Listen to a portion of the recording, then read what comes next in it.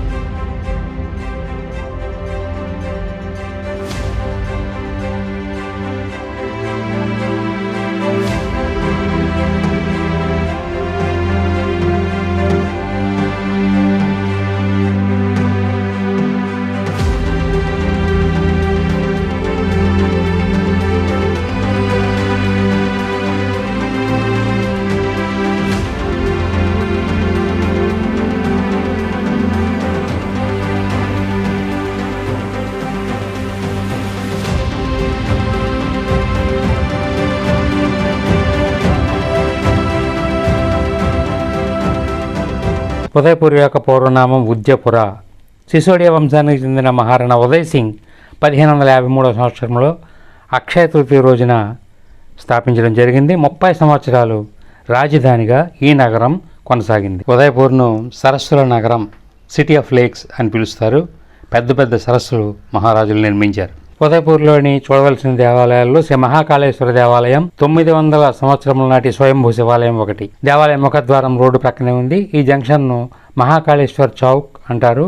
రాణి road, మాలాతాలియో రోడ్లో ఉంది దేవాలయం. దేవాలయం ముఖద్వారం దాటి లోపలికి మనం వెళ్తున్నాం. దేవాలయానికి సంబంధించినటువంటి ఆఫీస్ శివపోడి ఉంది. దానికి ముందు ఉన్నటువంటి మార్గం గుండా దేవాలయం ఆవరణలోనికి మనం వెళ్తున్నాం. భక్తులు కూర్చుని సేద తీరడానికి ఇరువైపులా బెంచీలు, వర్షం ఎండ నుండి రక్షణ కొరకు మార్గం పైన చక్కటి షెడ్డు నిర్మాణం వేసి వసతి కల్పించారు భక్తుల కోసం. 3.5 ఎకరాల దేవాలయ ప్రాంగణం ఉంది. చుట్టూరా గార్డెన్, గోశాల అన్నీ కూడా ఉన్నాయి. ప్రదక్షిణ దిశగా సాగినట్లయితే దేవాలయం వెనుక భాగం నుండి పెద్ద చెరువు కనబడుతుంది. దాన్ని ఫతేసాగర్ సరస్సు అంటారు. పాలరాతితో నిర్మించినటువంటి దేవాలయం మనం చూస్తున్నాం. అందమైన శిల్పాలు గుడి మీద చెక్కబడి ఉన్నాయి. ముందుగా నాట్య గణపతి, పడుకొని ఉన్న శివునిపై నిలబడి ఉన్న కాళికాదేవి విగ్రహం, ఎద్దునెక్కినటువంటి శివుని విగ్రహం, ఇలా పెద్ద పెద్ద విగ్రహాలు జీవకళ ఉట్టిపడుతున్నట్లుగా రూపొందించిన లైఫ్ సైజ్ విగ్రహాలను మనం చూస్తున్నాం. ఎంతో ఆనందం కలుగుతుంది. ఈ విగ్రహాలకు ఎదురుగా పెద్ద శివలింగం నాగవర్ణంతో ఉంది.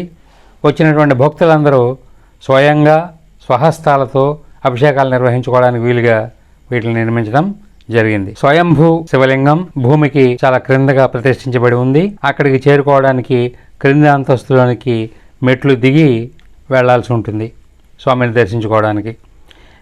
ఇక్కడ పూజలు అర్చకులు మాత్రమే నిర్వహిస్తారు. అంతరాలయ ద్వారానికి అటు ఇటు చండ ప్రచండుల ద్వారపాలకులు ఉన్నారు. ఒక పక్క వినాయకుడు, మధ్యలో మహాకాళేశ్వరుణ్ణి మనం చూస్తున్నాం. స్వయంభూ శివలింగాన్ని మీరు దర్శించుకుంటున్నారు. మహారాజులు ఈ స్వామివారిని అర్చించారని ఇప్పటి తరం వారికి, ప్రస్తుత భక్తులకు తెలియడానికి మహారాజుల ప్రతిమలు ద్వారం ముందు ఏర్పాటు చేశారు. మన విజువల్స్లో మీరు చూస్తున్నారు. స్వామివారికి ముందుగా పెద్ద నంది విగ్రహం అందమైనటువంటి వస్త్రంతో కప్పిన దాన్ని మనం చూస్తున్నాం. విశాలమైన హాలు లాంటి నిర్మాణం నంది వెనక ఉంది. నంది మండపంలో భక్తులు కూర్చుని స్వామివారికి జప ధ్యానాదులు చేసుకుంటూ ఉంటారు. మనకు కనిపిస్తారు. మనం కూడా అక్కడ కూర్చుని ధ్యానం చేసుకోవచ్చు. శివభక్తుడైనటువంటి గోరఖ్నాథ్ ఈ స్థలంలో శివలింగ అర్చనలు పూజలు చేసినట్లుగా చారిత్రక ఆధారాలు మనకి తెలియజేస్తున్నాయి. శివుని ఆరాధించడం జీవన మరణ చక్రాన్ని అధిగమించే మార్గంగా పరిగణించబడుతుంది. శివాజ్ఞ లేనిదే ఏది జరగదు అనేటువంటి నానుడి ఉంది, మనందరికీ తెలిసిందే. పూజ హారతి సమయాలలో పెద్ద పెద్ద డమరుగాలు నగారాలను ఉపయోగిస్తారు. వాటిని మనం విజువల్స్లో చూస్తున్నాం. శ్రావణ మాస సోమవారాలలో ఇక్కడికి భక్తులు అధికంగా వస్తారు. ఆవు పాలతో నీటితో భక్తులు అభిషేకాలు చేస్తారు. రాఖీ పండుగ కూడా ఈ ప్రాంతం వారికి చాలా ముఖ్యమైన పండుగ. మహాశివరాత్రి రోజున భక్తులు అధికంగా వచ్చి పూజలు అర్చనలు చేస్తారు. స్వామిని దర్శించుకుంటారు కూడా. ఫతేసాగర్ ఒడ్డున ఈ ఆలయం ఉంది.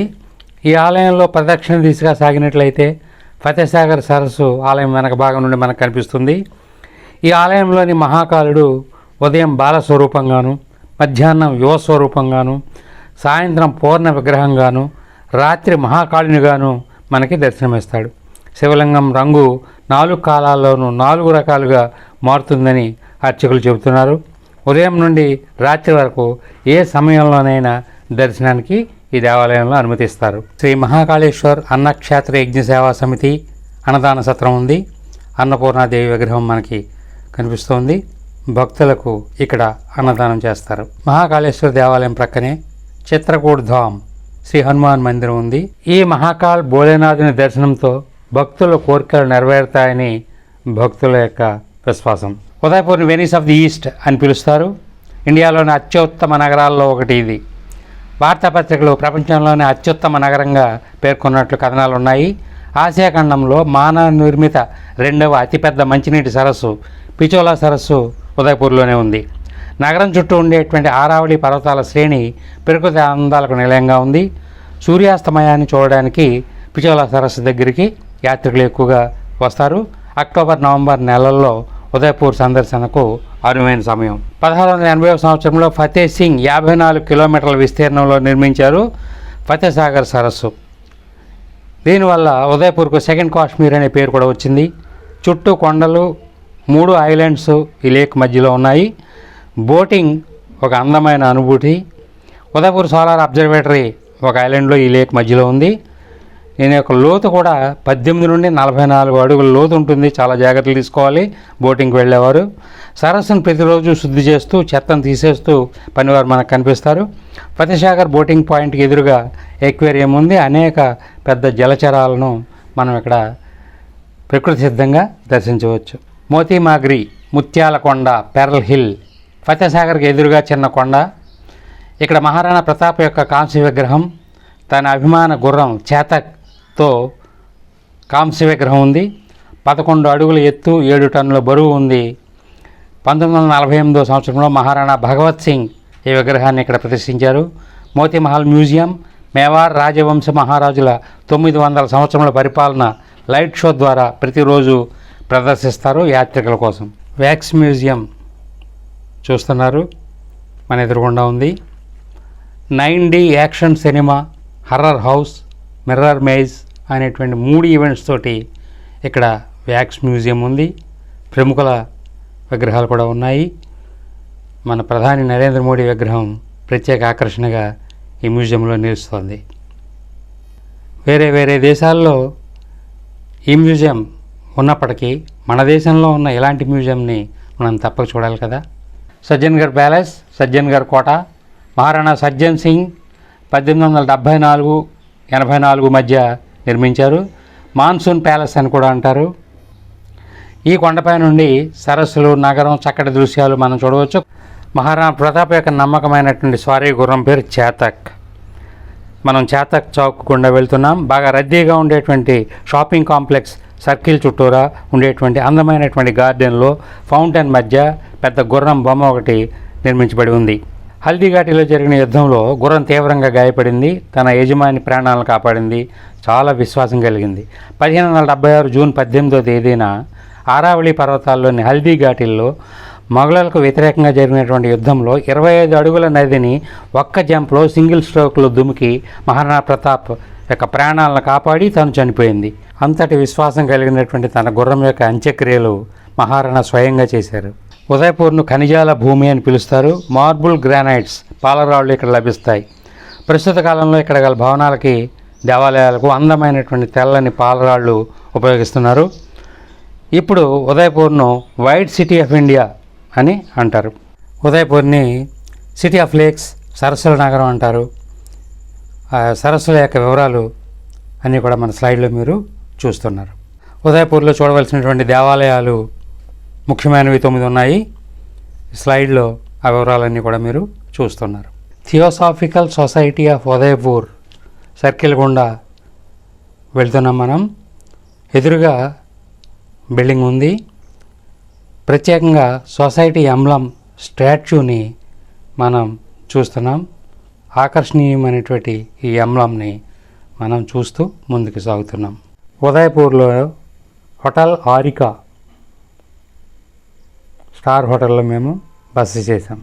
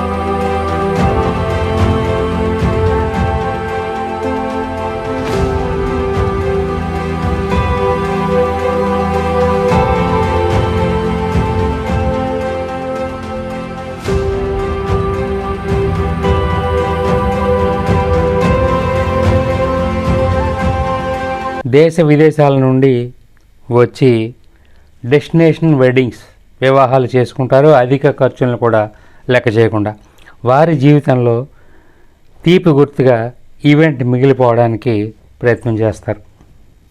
నేతాజీ చౌక్ గుండా మనం వెళ్తున్నాం. నేతాజీ సుభాష్ చంద్రబోస్ విగ్రహాన్ని రోడ్డు మధ్యలో ఈ సర్కిల్లో మనం చూస్తున్నాం.